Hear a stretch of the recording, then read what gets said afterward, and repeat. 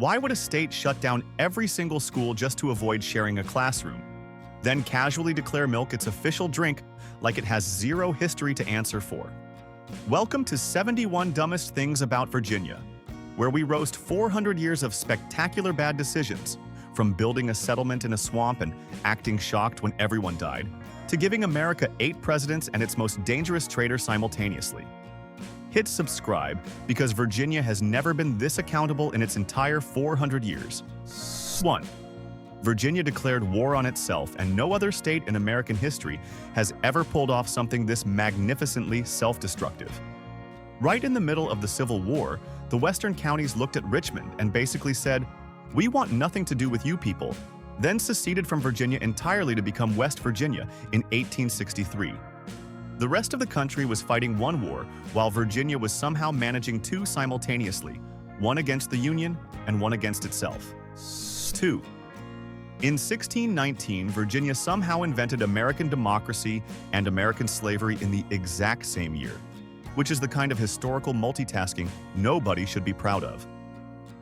The first representative assembly in the New World held its very first meeting in Jamestown that summer, and within that same year, the first enslaved Africans arrived in chains off a Virginia shore. One group of men debated the rights of colonists, while another group of humans arrived in bondage, and Virginia just looked at both and said, "Yes, we will take both." 3. Virginia executed a man in 1830 just for teaching a black person to read. And this was not some backroom vigilante situation. This was official state policy. Literacy was classified as a criminal act punishable by death, meaning Virginia looked at a human being wanting to learn words on a page and decided the appropriate government response was execution.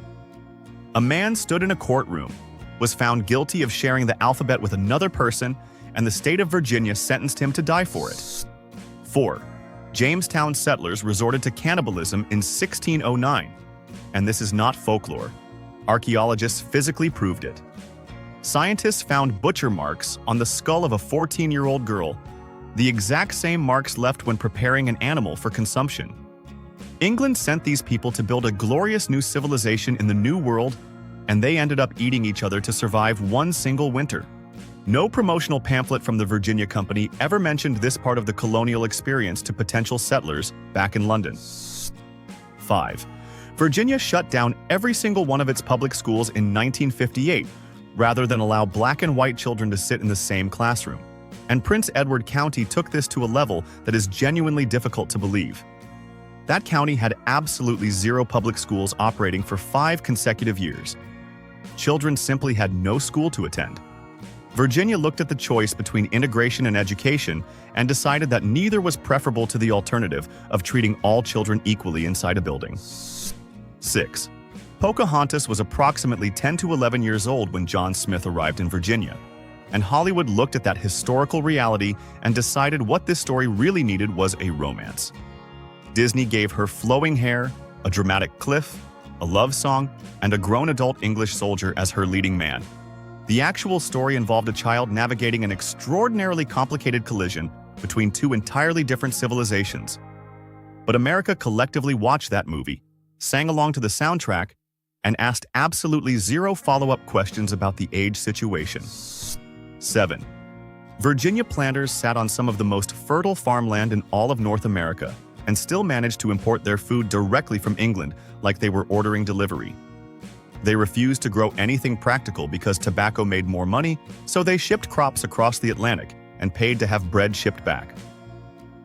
Other colonies nearby were growing full gardens and feeding themselves comfortably, while Virginia's wealthiest landowners were essentially running a transatlantic grocery delivery service and calling it agricultural success. 8. Richard and Mildred Loving were arrested in their own bedroom in Virginia simply for being a legally married husband and wife, because their marriage crossed racial lines and Virginia had made that a criminal offense. Police walked into their home in the middle of the night and hauled them both to jail for sleeping in the same bed as a married couple. They had to take their case all the way to the United States Supreme Court in 1967 just to legally exist as a married couple inside the state where they were both born. 9. Grant's Overland Campaign was the bloodiest 40-day stretch of the entire Civil War, and it happened almost entirely inside Virginia, producing over 100,000 casualties in 6 weeks across Virginia soil. Towns that had been quiet farming communities woke up one morning surrounded by the largest and most sustained military slaughter in American history. Virginia did not just participate in the Civil War. It absorbed the absolute worst of it across 6 consecutive weeks that permanently changed how Americans understood the cost of warfare. 10. Virginia's Racial Integrity Act of 1924 classified anyone with a single traceable drop of black ancestry as legally colored, and the state enforced this without a single exception for 43 consecutive years.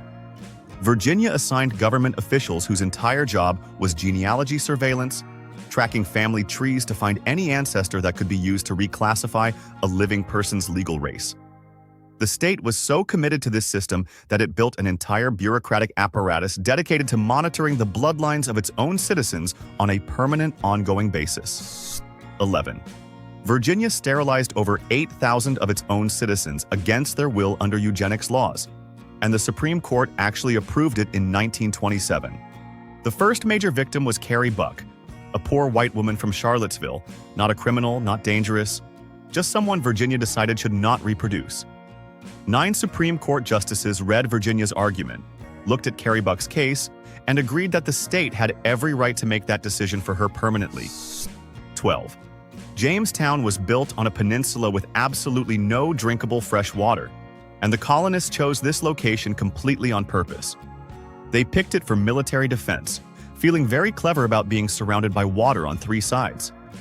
Then they started drinking the brackish river water because nothing else existed, and slowly poisoned themselves over several years.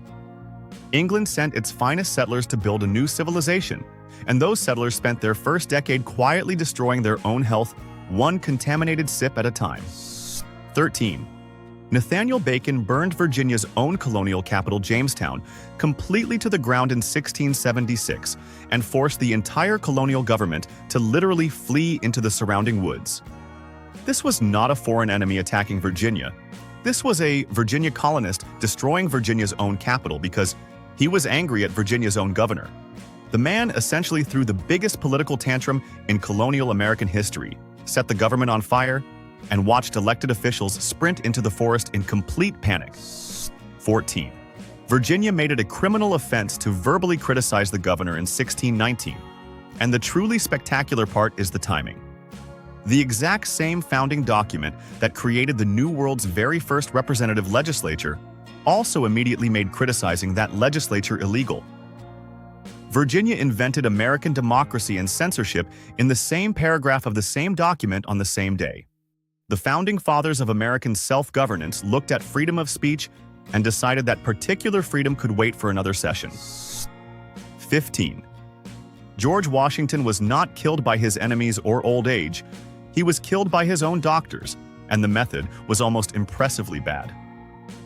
Physicians drained approximately half of Washington's total blood volume in 12 hours while treating a simple throat infection. The man survived Valley Forge, survived the Revolutionary War, survived decades of American political combat, then lay down with a sore throat, and his own medical team finished the job. He died from the treatment, not the illness. 16. Virginia was marched through by Union armies more times than any other Confederate state during the Civil War, becoming the primary military theater for the entire 4-year duration of the conflict. Armies crossed Virginia going north, crossed it going south, burned through the Shenandoah Valley, sieged Richmond, and camped across its farmland for years. Virginia did not just fight in the Civil War. Virginia essentially became the war's permanent address, the one location where the entire conflict chose to live. 17. After Nat Turner led his rebellion in 1831, Virginia's legislature held an emergency session and made it simultaneously illegal to educate, assemble, or preach to black people in a single legislative session. One rebellion triggered the complete removal of every remaining legal right in one afternoon of voting. Virginia looked at the situation, decided the problem was that enslaved people had too many freedoms remaining, and methodically eliminated each one while the ink on the new laws was still drying. 18. The Virginia Company that funded Jamestown was not a heroic colonial enterprise. It was a for-profit London corporation run by investors expecting financial returns. America's founding settlement was essentially a failed startup that burned through all its funding, delivered terrible results, and had to be personally bailed out by the King of England when the company went completely bankrupt. The origin story of the United States of America is technically a business failure that got rescued by a government bailout. 19. Virginia's secession vote in 1861 was held in complete secret, and delegates voted to leave the United States, then deliberately concealed the result from Virginia's own citizens for 2 full weeks. The people of Virginia did not know their state had already left the Union while they were going about their daily lives. Their own elected representatives made the single most consequential political decision in Virginia's history, and then actively hid it from the population it was supposedly made on behalf of. 20. Virginia's last public execution drew a crowd of 10,000 spectators, and the surrounding community treated it like a county fair. Vendors set up food stalls, local businesses stayed open for the extra foot traffic, and families brought their children to watch a man be killed by the state as an afternoon activity. Virginia looked at a public execution and saw a community event worth planning around. Nobody in the crowd appeared to find any part of this arrangement remotely unusual or worth questioning. 21. Dried tobacco leaves were so valuable in 1600s Virginia that colonists built their entire economy around smoking their own currency. People paid church taxes in tobacco bundles, settled government fees with leaves, and handed over harvested crops as marriage dowries. Virginia essentially invented a financial system where your savings grew in the ground, and you could literally set your money on fire if the economy disappointed you. No other American colony ever constructed an entire monetary system out of something you could also roll up and smoke. 22. For 3 full days in 1832, Virginia's legislature actually debated abolishing slavery and came genuinely close to voting yes. After 72 hours of serious discussion, they voted no. Then immediately passed brand new laws making it a criminal offense to publicly discuss abolition ever again. Virginia held the debate, saw the opportunity, had the votes within reach, then slammed the door shut and made sure nobody could ever knock on it again. The most consequential conversation in Virginia history ended with the state making that conversation permanently illegal. 23. Sitting inside the Confederate White House in Richmond was a Union spy named Mary Bowser, and she worked there for the entire duration of the Civil War without anyone ever suspecting her. Her photographic memory meant every Confederate military document she read once was perfectly reproduced and handed directly to Ulysses Grant. Every secret plan Jefferson Davis discussed in his own household was being memorized and delivered to the enemy by someone his staff trusted completely. The Confederacy's most secure location was the most compromised building in the entire South. 24. Burning everything was General Philip Sheridan's official strategy when Union forces moved through Virginia's Shenandoah Valley in 1864, and he executed it with remarkable thoroughness. Every barn, mill, crop, and food source across 100 miles of Virginia farmland was deliberately destroyed. Sheridan reportedly said a crow flying over the valley would need to carry its own provisions. Civilians had no grain, no livestock, and no path through winter. Virginia's most fertile and historically beautiful region was methodically converted into an engineered famine zone by a man following direct orders. 25. Packed inside full metal armor, the first Virginia colonists arrived on American shores during a subtropical summer and began dying before encountering a single enemy. Soldiers in complete iron suits were collapsing from heat exhaustion while still standing on the beach. England assembled its finest expedition, loaded everyone into medieval combat equipment, and sent them directly into one of the hottest and most humid climates in North America. Nobody in London apparently thought to check what Virginia summers actually felt like before designing the entire colonial military wardrobe around materials that trap heat completely. 26. 50 years of construction, a budget that never stopped growing, and a finished canal that was already obsolete before the final section opened. That is Virginia's great infrastructure legacy. The Baltimore and Ohio Railroad was being built simultaneously, running nearly parallel, and finished decades faster while Virginia was still digging.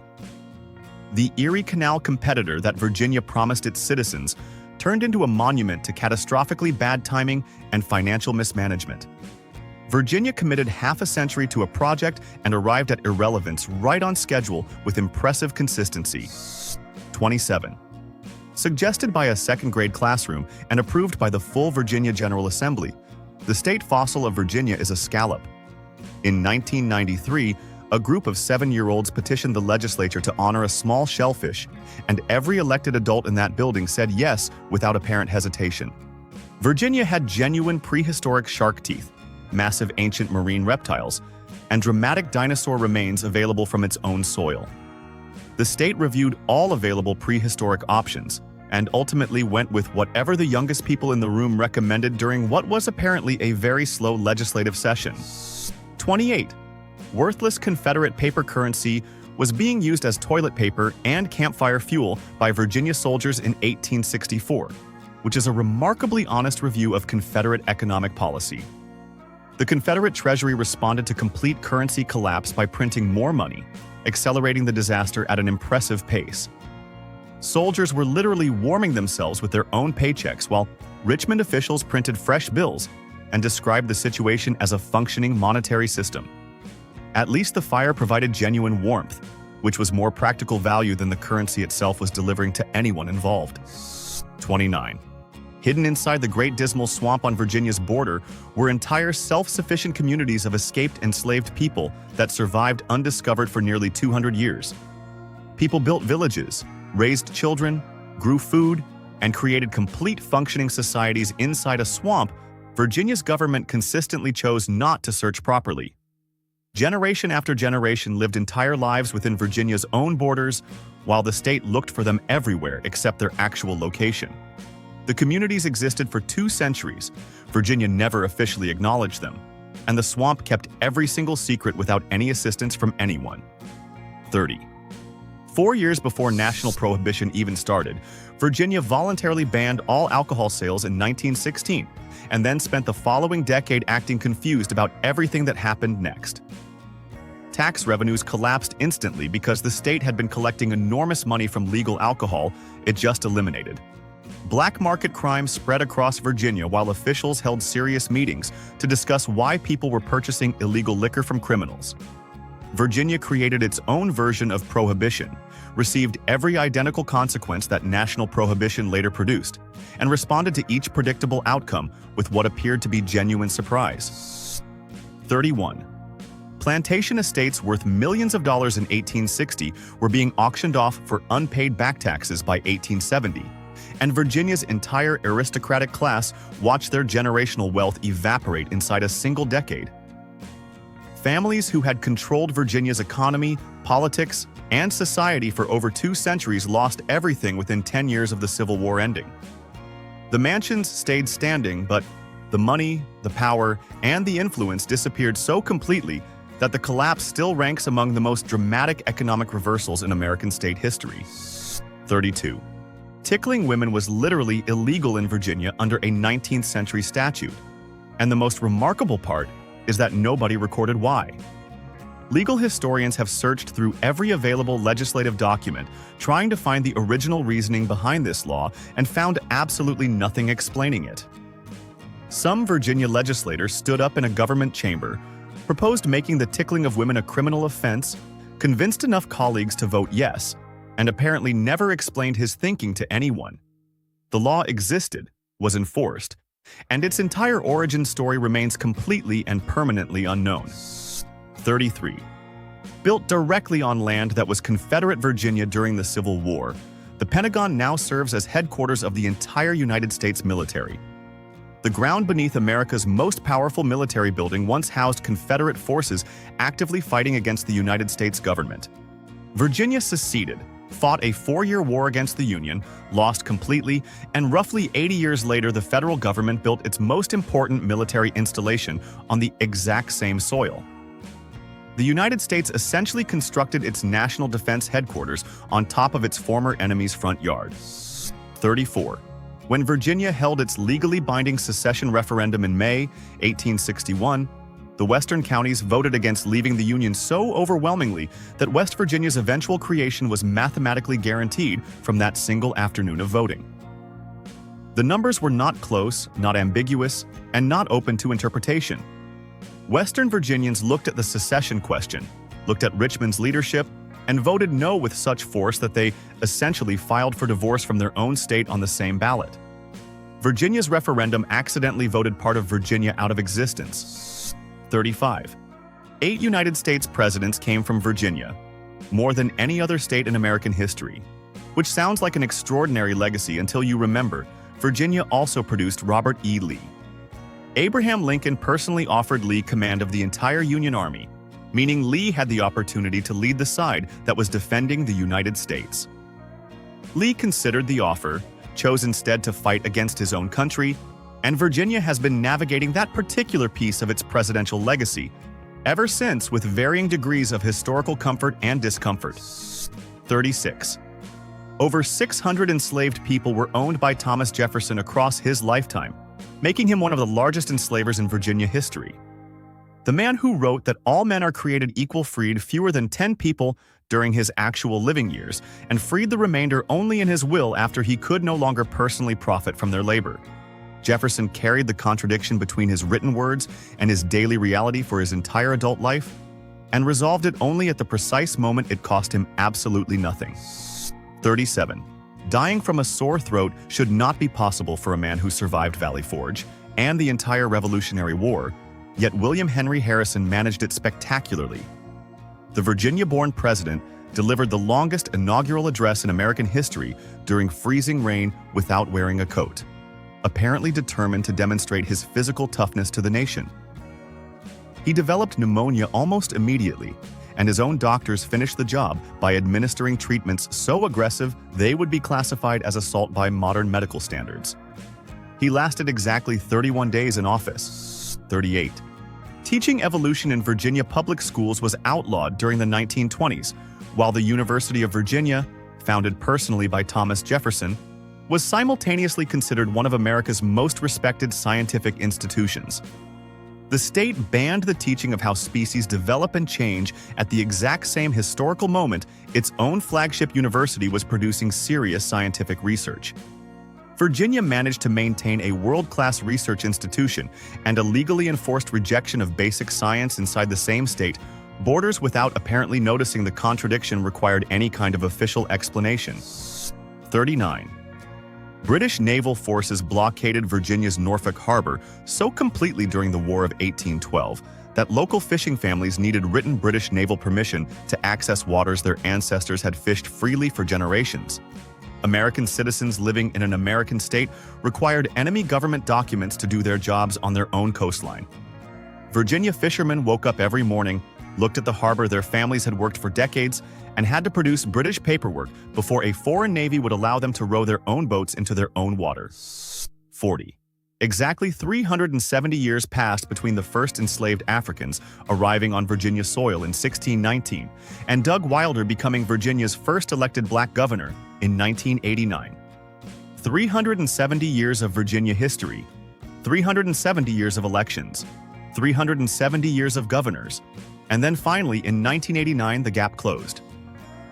Virginia produced more American presidents than any other state, built its entire early economy on enslaved labor, and needed 3.5 centuries before electing its first black chief executive. 41. Before a single formal military engagement had officially begun, the Civil War claimed its first unofficial casualties right inside a Virginia tavern. 2 Virginia militiamen got into a heated argument over secession, pulled their weapons, and shot each other dead over a political disagreement at a bar. The bloodiest conflict in American history did not begin with a dramatic battlefield charge or a military order. It began with 2 Virginians drinking, arguing about whether leaving the Union was a good idea, and fatally answering that question for each other. 42. Promotional pamphlets published by the Virginia Company described the New World as a paradise of gold-lined rivers and Eden-like climate, and settlers believed every word. They arrived to find a malarial swamp packed with disease-carrying insects, hostile conditions, contaminated water, and absolutely no gold anywhere. The gap between the advertisement and the actual product was so enormous that modern consumer protection laws would classify the entire Virginia Company marketing campaign as straightforward fraud. England's investors read the brochure, funded the expedition, and received a swamp in return. 43. America's first official harvest celebration did not happen at Plymouth Rock. It happened at Berkeley Plantation in Virginia on December 4, 1619, a full 2 years before the Pilgrims arrived.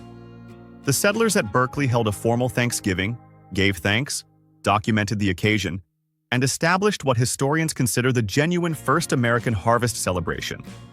American textbooks almost universally ignored this fact for generations, continued teaching the Plymouth Rock version, and Virginia watched Massachusetts receive permanent cultural credit for an annual tradition that Virginia actually invented first by a considerable margin. 44. Directly in the streets and public marketplace of Jamestown, early Virginia colonists were planting tobacco during the 1600s because cash crop profits mattered more than having functional roads. The marketplace existed for commerce and community, but Virginia colonists converted every available surface, including public walkways, into additional growing space for their most profitable export. Jamestown was supposedly being built into a functioning colonial capital, but its residents treated the entire town as an extension of their tobacco fields. The concept of public space was simply less interesting to them than the concept of profit. 45. Scots-Irish settlers carrying distilling knowledge from Virginia into Kentucky during the 18th century essentially handed Kentucky the techniques that became bourbon, and Virginia has received almost none of the credit. Virginia developed the whiskey culture, established the distilling traditions, and trained the people who later industrialized American whiskey production in Kentucky. Every bottle of Kentucky bourbon sold anywhere in the world traces its origins back through those settlers to Virginia. Kentucky built the industry, kept the reputation, and Virginia quietly disappeared from the origin story that its own people technically started. 46. More Civil War battlefield ghost tour companies operate per square mile in Virginia than anywhere else in the entire United States, which reveals something genuinely interesting about Virginia's relationship with its own history. An entire regional tourism economy has been constructed around the idea that Virginia's battlefields are haunted, and visitors pay consistently good money to walk those grounds after dark. Virginia fought the Civil War, lost the Civil War, watched its economy collapse afterward, and then eventually discovered that charging admission to the haunted version of that history was surprisingly profitable. 47. Named after Prince William Augustus, Duke of Cumberland, Virginia's Prince William County honors a British royal who never once visited America during his entire lifetime. The Duke was not particularly celebrated in Britain either, being best remembered there for ordering the brutal massacre of Scottish Highlanders at the Battle of Culloden in 1746. Virginia colonists named a county after a man whose primary historical achievement was military atrocity against Scottish civilians. The county exists today, still carries his name, and most residents have never encountered the story behind who Prince William actually was. 48. Enslavers in Virginia were explicitly permitted by state law to reasonably chastise enslaved people, and Virginia courts spent over a century engaged in serious legal debate about what the word reasonable actually meant in that context. Judges wrote lengthy opinions, lawyers filed detailed briefs, and the legal system generated enormous amounts of documentation debating definitions, while systematic brutality continued completely uninterrupted throughout the entire discussion. Virginia built an elaborate judicial framework around a question of semantics and used that ongoing definitional debate as a reason to never actually stop anything. 49. Declared the official state beverage of Virginia in 1982, milk is somehow the drink that represents a state whose entire cultural foundation was built on tobacco farming, Smithfield ham production, and Appalachian whiskey distilling traditions stretching back centuries. Virginia gave the world some of the most distinctive food and drink traditions in American history, developed a whiskey culture that spread across an entire region, and then held an official government ceremony to declare that its defining beverage was the thing you pour on cereal. The decision has never been satisfactorily explained by anyone involved. 50. Most of Virginia's Confederate monuments were not built immediately after the Civil War ended. They were erected between 1900 and 1920 during the absolute peak of Jim Crow laws and racial segregation. The statues were not grief, they were not memorial. They were political infrastructure installed at the precise historical moment Black citizens were being systematically stripped of voting rights and legal protections. Virginia placed stone generals on courthouse lawns while simultaneously passing laws designed to eliminate black political participation. The monuments and the suppression were part of the same coordinated conversation happening at exactly the same time. 51. 7 black men were executed in Virginia in 1951 in a case known as the Martinsville Seven, and the evidence used to convict them was so deeply questioned that legal historians still debate it today. Nobody independently reviewed the evidence before the executions proceeded. Nobody paused the process to ask whether the standard of proof met any reasonable threshold. Virginia executed 7 men, closed the case, and the questions about whether justice was actually served have never received a satisfying official answer from anyone with the authority to provide one. 52. Canceling the entire Civil War debt was Virginia's bold Reconstruction-era political proposal, and the internal fight it created nearly tore the state apart for a second time. A political movement called the Readjusters argued Virginia should simply refuse to honor financial obligations accumulated while fighting against its own country. Virginians who had just finished one civil war immediately launched a furious political battle over whether to pay the bills from that war. The debate consumed Virginia's post-war political landscape for years and created bitter divisions between Virginians that outlasted the conflict itself considerably. 53. London warehouses were physically running out of storage space by 1700 because Virginia was exporting tobacco to Britain in quantities nobody had anticipated or prepared for. The resulting market oversupply crashed tobacco prices so severely that half the Virginia planter class was financially wiped out in a single growing season. Virginia's entire economy depended on one crop. That crop flooded its own market, and the people who had built generational wealth around tobacco watched it disappear because they had collectively grown too much of the thing that was supposed to make them permanently rich. 54. Freed black citizens in Virginia after 1865 could be arrested under the Black Codes for vagrancy, a charge defined so broadly that simply being between jobs qualified as a criminal offense.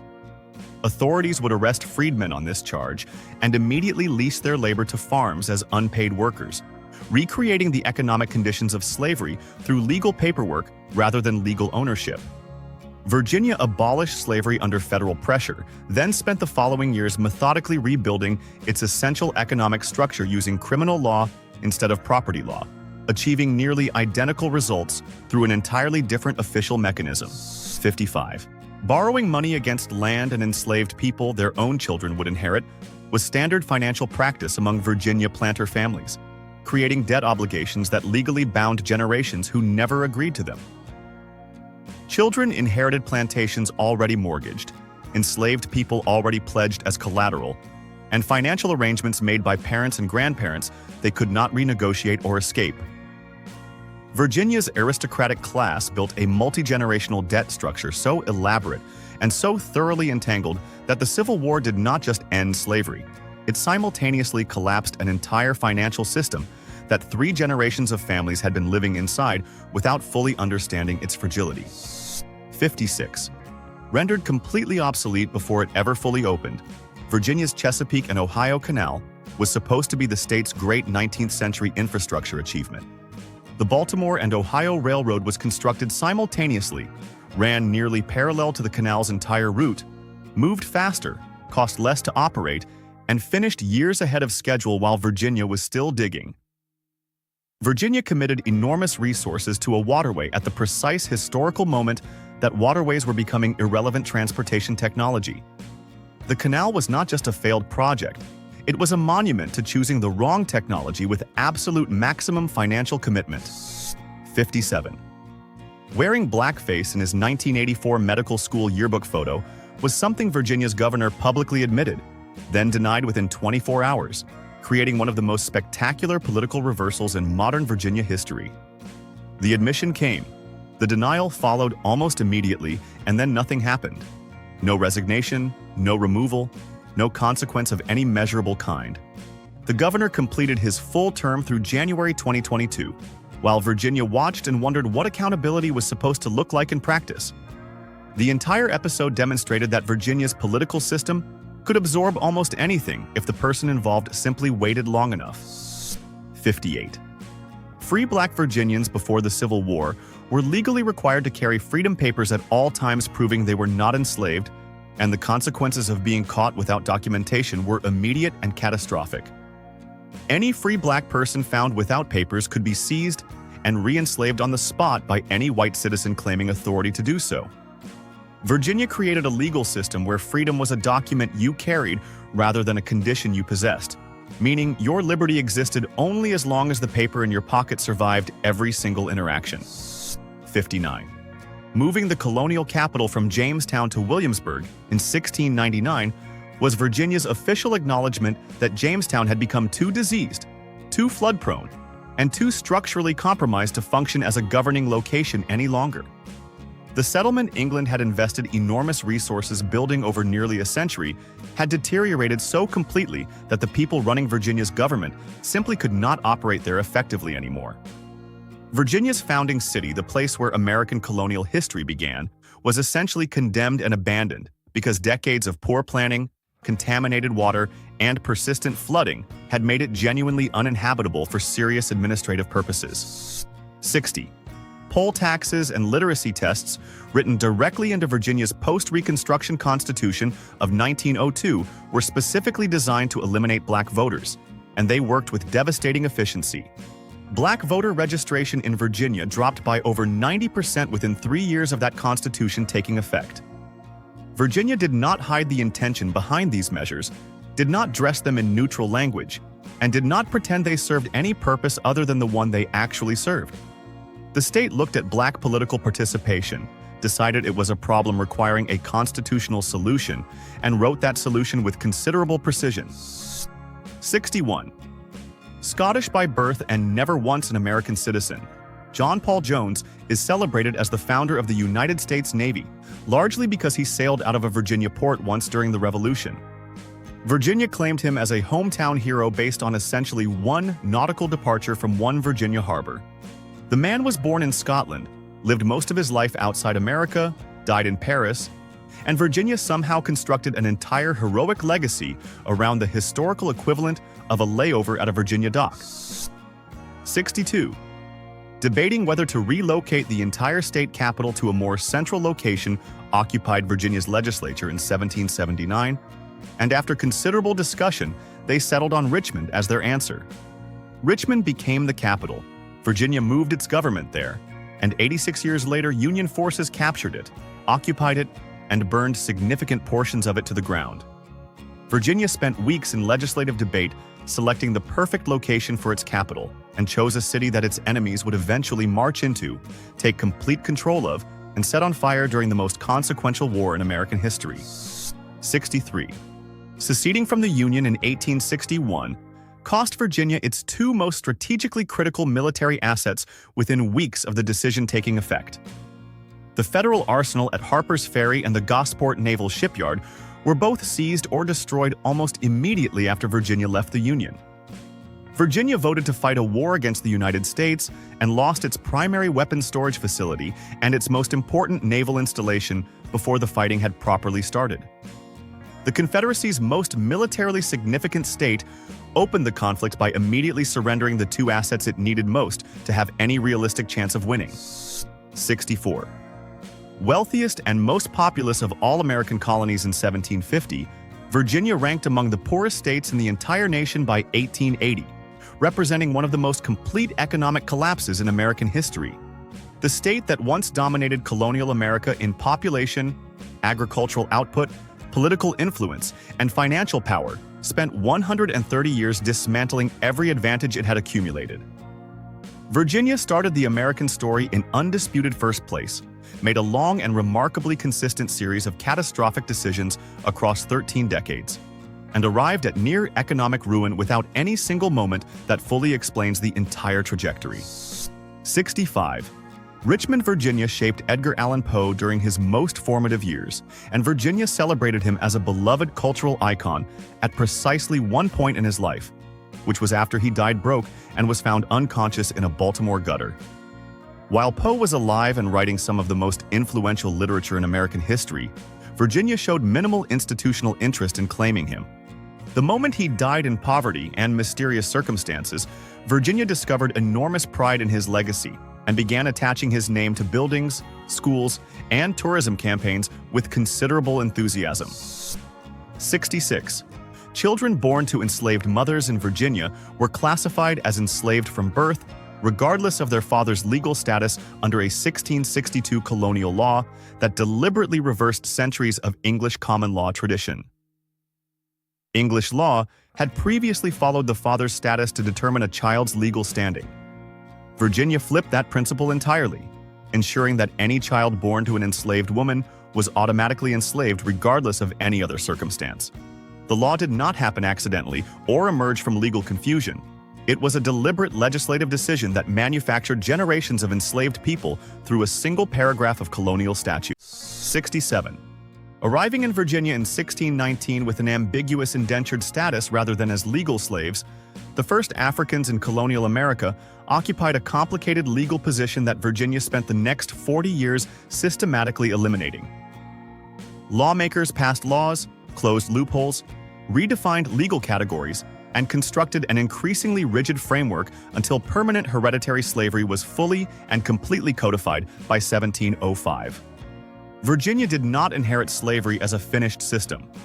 It built slavery piece by piece through 4 decades of deliberate legislative construction, one carefully written law at a time, until every possible legal exit had been permanently sealed. 68. Roughly 300 people were executed in Virginia during the 1600s for witchcraft-adjacent crimes, and this chapter of Virginia history receives a fraction of the attention that Massachusetts witch trials generate in American popular culture. Virginia killed people over witchcraft accusations with less dramatic flair than Salem provided, and American history apparently decided that dramatic presentation matters more than body count when allocating cultural memory. The executions happened, the numbers are documented, and Virginia's colonial witchcraft history sits largely unexamined in the historical record, while Massachusetts continues receiving the vast majority of scholarly and popular attention. 69. So thoroughly ineffective was Virginia's Civil War governor John Letcher at organizing state military defenses that Confederate President Jefferson Davis eventually bypassed him entirely and ran Virginia's war effort directly from Richmond himself. Virginia's own governor was removed from the practical management of his state's participation in a war Virginia had chosen to start. Davis did not consult Letcher, did not coordinate with him, and did not appear to consider his input particularly valuable to the Confederate cause. Virginia elected a wartime governor who was so poorly suited to wartime governance that the Confederate president had to do his job for him. 70. Happening in Virginia waters in March 1862, the battle between the Monitor and the Virginia marked the first clash between iron warships in the history of human naval warfare and permanently changed how every navy on Earth would build ships going forward. Virginia's ship in that battle was the captured and repurposed USS Merrimack, a Union vessel that Confederate forces seized, rebuilt with iron plating, and renamed. Virginia fought a landmark battle of military history using a stolen and renovated enemy ship, which is either resourceful or embarrassing, depending entirely on how generously you choose to interpret the situation. 71. Readmitted to the United States in January 1870, Virginia holds the distinction of being the very last Confederate state to formally rejoin the nation it had left nearly a decade earlier. Virginia spent those years officially outside the Union while being completely physically surrounded by United States territory on virtually every side. There was no border to cross, no geographic separation from the country Virginia had left, just a legal status of exclusion sitting inside the continuous landmass of the United States. Virginia was the last one back inside a house it had never actually been able to leave. Virginia declared war on itself, executed a man for teaching reading, and built America's military headquarters on Confederate soil, and somehow this is only one state. Drop a comment below telling us which fact absolutely broke your brain. If you survived all 71, you already know what to do. Hit like, subscribe to Dumbest Things, and stay ready because every single state on this map has a list exactly like this one waiting for you.